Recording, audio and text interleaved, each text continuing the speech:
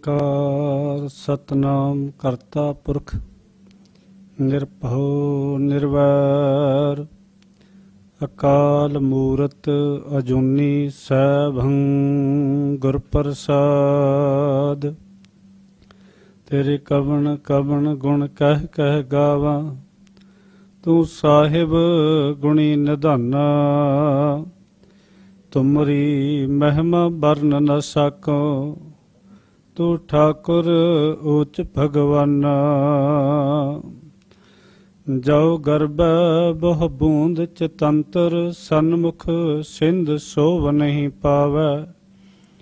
ਜੋ ਬਹੁ ਉਡੈ ਖਗ ਧਾਰ ਮਹਾਬਲ, ਪੇਖ ਆਕਾਸ਼ ਹਿਰਦੇ ਸਕੁਚਾਵੈ। ਜਿਉ ਬ੍ਰਹਮੰਡ ਪ੍ਰਚੰਡ ਬਲੋਕਤ, ਗੂਲਰ ਜੰਤ ਉਡੰਤ ਲਜਾਵੈ। ਤੂੰ ਕਰਤਾ ਹਮ ਕੀਏ ਤਿਹਾਰੇ ਜੀ, ਤੋ ਪਹਿ ਬੋਲਨ ਕਿਉ ਬਨ ਆਵੈ। ਤੂੰ ਕਰਤਾ ਹਮ ਕੀਏ ਤਿਹਾਰੇ ਜੀ, ਤੋ ਪਹਿ ਬੋਲਨ ਕਿਉ ਬਨ ਆਵੈ।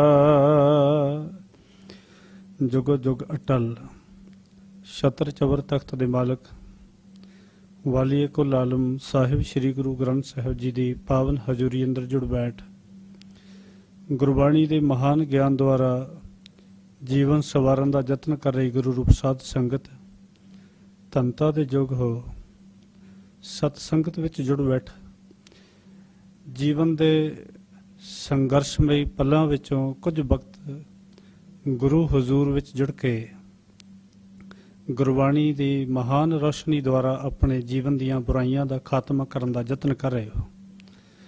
ਆਓ ਗੁਰਸ਼ਬਦ ਦੀ ਵਿਚਾਰ ਤੋਂ ਪਹਿਲਾਂ ਗੁਰੂ ਚਰਨਾਂ ਵਿੱਚ ਸੀਸ ਨਵਾ ਕੇ ਇੱਕ ਵਾਰ ਹਾਜ਼ਰੀ ਲਵਾਈਏ। ਸਤਿਕਾਰ ਸਹਿਤ ਆਖੋ ਜੀ, ਵਾਹਿਗੁਰੂ ਜੀ ਕਾ ਖਾਲਸਾ, ਵਾਹਿਗੁਰੂ ਜੀ ਕੀ ਫਤਿਹ। ਸ੍ਰੀ ਗੁਰੂ ਗ੍ਰੰਥ ਸਾਹਿਬ ਜੀ ਦੀ ਪਾਵਨ ਬਾਣੀ, ਜਿਵੇਂ ਕਿ ਕੁਝ ਲੋਕਾਂ ਜੀਵਨ ਦੇ ਵਾਸਤੇ ਰਸਮੀ ਪੂਜਾ ਪਾਠ ਦਾ ਮਹਿਜ ਇੱਕ ਜ਼ਰੀਆ ਸਮਝ ਲਿਆ ਹੈ, ਐਸਾ ਹਰਗਜ਼ ਨਹੀਂ ਹੈ। ਸ੍ਰੀ ਗੁਰੂ ਗ੍ਰੰਥ ਸਾਹਿਬ ਜੀ ਦੀ ਪਾਵਨ ਬਾਣੀ ਨਾ ਤੇ ਜੀਵਨ ਦੇ ਰੁਜ਼ਗਾਰ ਵਾਸਤੇ ਕੋਈ ਜ਼ਰੀਆ, ਕੋਈ ਸਾਧਨ ਹੈ, ਨਾ ਰਸਮੀ ਪੂਜਾ ਪਾਠ ਦਾ ਕੋਈ ਸਾਧਨ ਹੈ। ਸ੍ਰੀ ਗੁਰੂ ਗ੍ਰੰਥ ਸਾਹਿਬ ਜੀ ਦੀ ਪਾਵਨ ਬਾਣੀ ਦਾ ਮਕਸਦ ਕੀ ਹੈ? ਗੁਰਬਾਣੀ ਦਾ ਉਦੇਸ਼ ਕੀ ਹੈ? ਗੁਰਬਾਣੀ ਕੀ ਹੈ? ਇਸ ਪ੍ਰਥਾਏ ਸਤਿਗੁਰਾਂ ਦੇ ਮਹਾਂਵਾਕ ਸਾਹਿਬ ਦੇ ਪਾਵਨ ਉਪਦੇਸ਼ ਸਾਡੀ ਅਗਵਾਈ ਕਰਦੇ ਨੇ। ਸਾਹਿਬ ਆਖਦੇ ਹਨ, ਵਾਹ ਵਾਹ ਬਾਣੀ ਨਿਰੰਕਾਰ ਹੈ, ਤਿਸ ਜੇਵੜ ਅਵਰ ਨਾ ਕੋਏ। ਬਾਬਾ ਕਬੀਰ ਜੀ ਨੇ ਬੜੇ ਸੁੰਦਰ ਸ਼ਬਦਾਂ ਵਿੱਚ ਬਿਆਨ ਕੀਤਾ ਹੈ, ਲੋਕ ਜਾਣਾ ਇਹੋ ਗੀਤ ਹੈ, ਇਹ ਤੋਂ ਬ੍ਰਹਮ ਵਿਚਾਰ।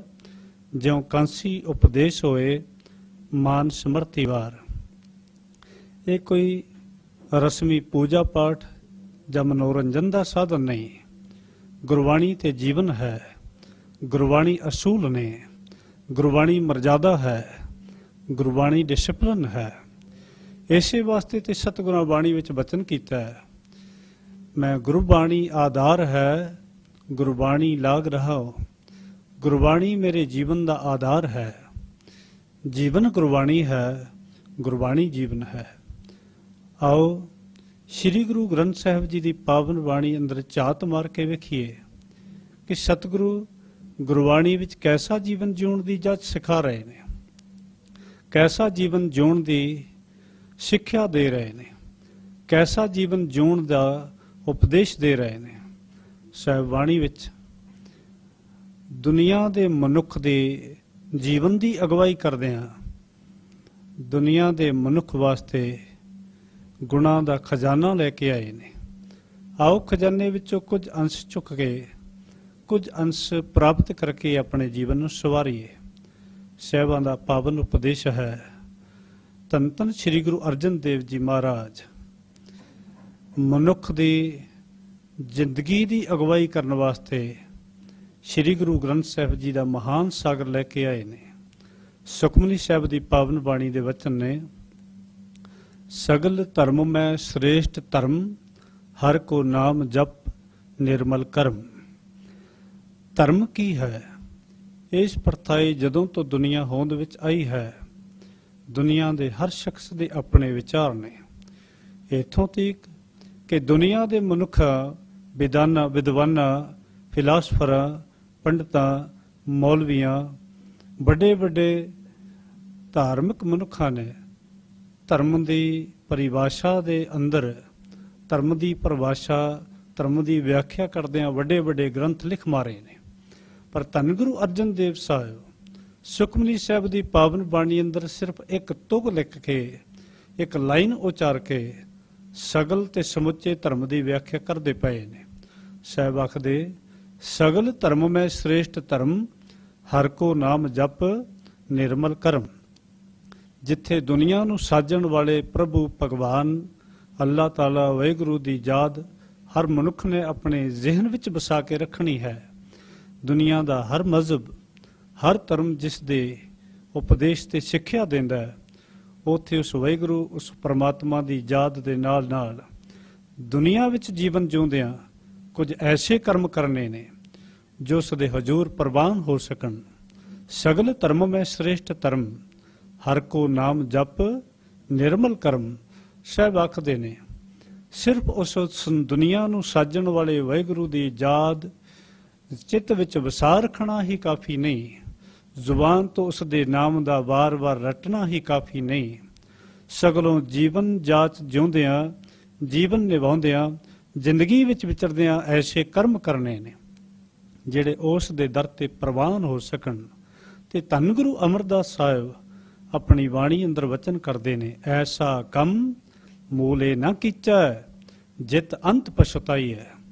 ऐसा कम मूलों ही नहीं करना चाहिए जिसके आखिर विच पछताना होए। दुनिया विच कोई ऐसा कर्म जिस दे नतीजे वजों मनुख नूं पछताना होए, सतगुरु हरगिज़ इजाजत नहीं देंदे। साहिब आखदे ने, कर्म करो, कर्म ही ते जीवन का मकसद है। कर्म वास्ते संसार ते आउणा होया है, कर्म वास्ते जीवन लिया है, कर्म वास्ते जन्म होया है। पर कर्म ऐसा होना चाहिए जिस नाल नतीजे वजों मनुख नूं पछताउणा ना पए।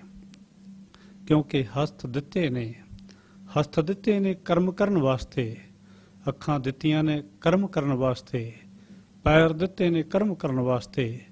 पर कदे ऐसा ना होवे कि हत्थां दे करदिआं, अखां नाल तकदिआं, पैरां दे चलदिआं कोई ऐसा कर्म हो जाए जिस दे नतीजे वजों मनुख नूं पछताना होवे। तो साहिब कहंदे ने, सगल धर्म में श्रेष्ठ धर्म, हर को नाम जप निर्मल कर्म। निर्मल का भाव है मैल रहत, धोखे तो रहत, छल फरेब तो रहत, कपट तो रहत। कर्म करदिआं कपट ना होवे, कर्म करदिआं बेईमानी ना होवे, कर्म करदिआं छल ना होवे, कम करदिआं धोखा ना होवे। ऐसा कम करने वास्ते सतगुरु प्रेरणा देंदे ने। मनुख दे जीवन का लक्ष्य ते कर्म है, नतीजा फल उस वाहिगुरू ने, उस नारायण ने बख्शिश करना है। सब कहते ने कर्म कर, पर तेरा कर्म निर्मल होवे। ते इसे संबंध अंदर किसी अदीब ने एक छोटी जी उदाहरण दी है। वो लिखता है कि पुरातन समय अंदर, पुराने वक्त अंदर बड़े बड़े इंस्टीट्यूट, स्कूल, कॉलेज नहीं सी होया करदे। उस वेले मनुख नूं विद्या लैण वास्ते, तालीम प्राप्त करने वास्ते, ज्ञान प्राप्त करने वास्ते जंगलों वेलियां विच बने हुए छोटे छोटे आश्रमां विच जाना हुंदा सी। उत्थे रहण वाले विद्यादाते, ऋषि मुनि, पंडित, मौलवी इत्यादि मनुख नूं विद्या तो जाणू करवाउंदिआं कई वरे मनुखी जीवन जीउण दी जाच भी दस्सिया करदे सन। कहंदे ने कुछ विद्यार्थी कई समा, बहुत लवेरा समा अपने जीवन दे कुछ वरे किसी आश्रम विच विद्या तालीम प्राप्त करते रहे। तालीम दी प्राप्ति तो बाद, तालीम दी प्राप्ति तो बाद उन्हां दे मुरशद, उन्हां दे ਗੁਰੂ ਉਹਨਾਂ ਦੇ ਉਸਤਾਦ ਨੇ ਉਹਨਾਂ ਦੀ ਪ੍ਰੀਖਿਆ ਇਮਤਿਹਾਨ ਲਿਆ। ਜਿਤਨੇ ਸਬਜੈਕਟ ਉਹਨਾਂ ਨੂੰ ਪੜ੍ਹਾਏ ਗਏ ਸਨ, ਇਕੱਲੇ ਸਬਜੈਕਟ ਦਾ ਲਿਖਤੀ ਇਮਤਿਹਾਨ ਲਿਆ ਗਿਆ। ਇਮਤਿਹਾਨ ਤੋਂ ਬਾਅਦ ਉਹ ਵਿਦਿਆਰਥੀ ਆਪਣੇ ਆਪਣੇ ਘਰ ਵੱਲ ਰਵਾਨਾ ਹੋਏ, ਰੁਖਸਤ ਹੋਏ।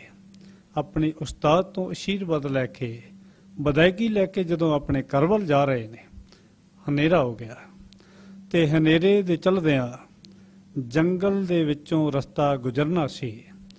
ਰਸਤੇ ਤੋਂ ਗੁਜ਼ਰਦਿਆਂ ਉਹਨਾਂ ਵਿਦਿਆਰਥੀਆਂ ਨੇ ਵੇਖਿਆ ਕਿ ਰਸਤੇ ਵਿੱਚ ਕੰਡਿਆਲੀਆਂ ਝਾੜੀਆਂ ਦੇ ਕੰਡੇ ਖਿਲਰੇ ਹੋਏ ਨੇ। ਸਾਰੇ ਵਿਦਿਆਰਥੀ ਉਹਨਾਂ ਕੰਡਿਆਂ ਦੇ ਇੱਕ ਪਾਸੋਂ ਦੀ ਹੋ ਕੇ ਗੁਜ਼ਰ ਗਏ ਤੇ ਸਾਥੀ ਇੱਕ ਕੋਮਲ ਸਰੀਰ ਵਾਲਾ, ਇੱਕ ਛੋਟੇ ਪਰ ਦਿਮਾਗੀ ਤੰਦਰੁਸਤੀ ਤੇ ਚੁਸਤੀ ਰੱਖਣ ਵਾਲਾ ਹੁਸ਼ਿਆਰ ਵਿਦਿਆਰਥੀ ਉਹਨਾਂ ਕੰਡਿਆਂ ਦੇ ਨਜ਼ਦੀਕ ਬੈਠ ਗਿਆ ਤੇ ਇੱਕ ਇੱਕ ਕਰਕੇ ਉਹਨਾਂ ਕੰਡਿਆਂ ਨੂੰ ਚੁਣਨ ਲੱਗਾ। ਸਾਥੀ ਵਿਦਿਆਰਥੀਆਂ ਆਖਿਆ, ਮਿੱਤਰਾ ਤੂੰ ਵੀ ਲੰਘਾ, ਕਿਉਂਕਿ ਹਨੇਰਾ ਹੋ ਚੱਲਿਆ, ਉੱਪਰੋਂ ਸ਼ਾਮ ਪੈ ਰਹੀ ਹੈ ਤੇ ਜੰਗਲੀ ਜਾਨਵਰ ਐਸਾ ਨਾ ਹੋਵੇ ਕਿ ਸਾਡਾ ਕੋਈ ਨੁਕਸਾਨ ਕਰ ਦੇਣ। ਉਹ ਸਾਥੀ ਕਹਿਣ ਲੱਗਾ, ਤੁਸੀਂ ਜਾਓ, ਮੈਂ ਵੀ ਆਵਾਂਗਾ, ਪਰ ਰਸਤੇ ਵਿੱਚ ਖਿਲਰੇ ਹੋਏ ਕੰਡਿਆਂ ਨੂੰ ਚੁਣ ਕੇ ਰਸਤੇ ਦੀ ਸਫਾਈ ਕਰਕੇ ਆਵਾਂਗਾ।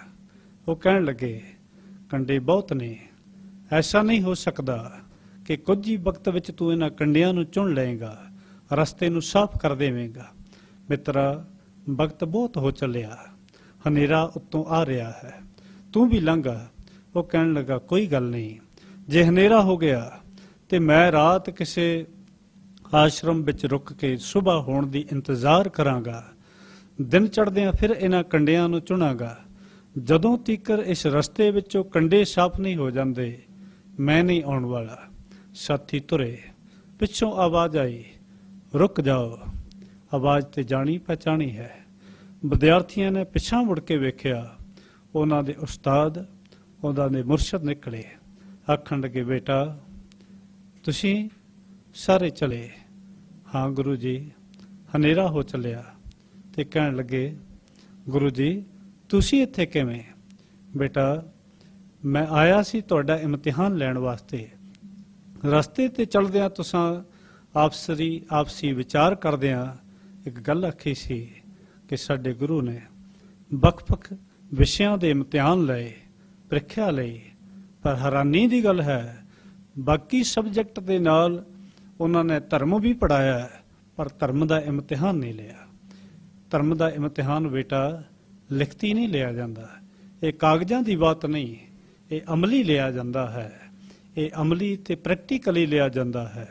ਬੇਟਾ ਇਸ ਧਰਮ ਦੇ ਇਮਤਿਹਾਨ ਵਿੱਚੋਂ ਮੈਨੂੰ ਅਫਸੋਸ ਹੈ, ਇੱਕ ਵਿਦਿਆਰਥੀ ਪਾਸ ਹੋਇਆ ਹੈ, ਬਾਕੀ ਸਭ ਫੇਲ ਹੋ ਗਏ ਨੇ, ਬਾਕੀ